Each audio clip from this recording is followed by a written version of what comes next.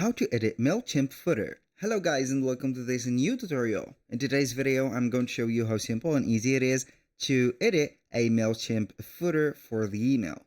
So the process is going to be very easy and simple. We're going to head over Mailchimp.com, sign in for an account, and here you are going to find the dashboard. Now what are we going to do is very simple. We're going to head over to the left side of the screen. Either we are going to visit one of the campaigns that we have created and then we are going to modify the email, or we can go ahead and create a new template. It is going to be up to you. So I'm going basically here to choose one of the entitled templates, or let's say campaigns. I'm going to select it and it is going to give us the option or the opportunity to edit it. Now we're going to have, for example, here, as you can see, the pre-send-in process, which is going to contain the to or the sender or the recipient names, or contacts from, or the sender name, subject, send time, and also the content.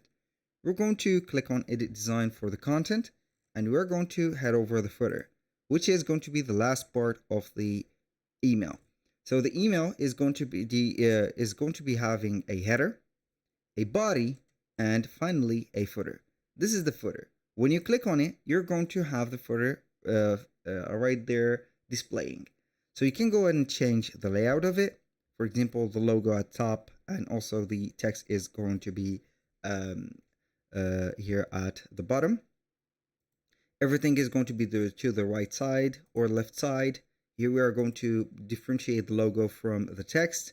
Like that also is going to be like this. And finally, the logo is going to be at the end. So that is the layout. Now for the logo, you can go ahead and hide it or show it. The referral badge also is going to be hidden or shown for the Intuit Mailchimp, as you can see.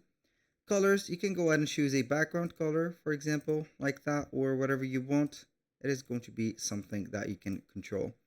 Now for the padding, you can go ahead and increase or decrease the padding of the footer and make it just like that.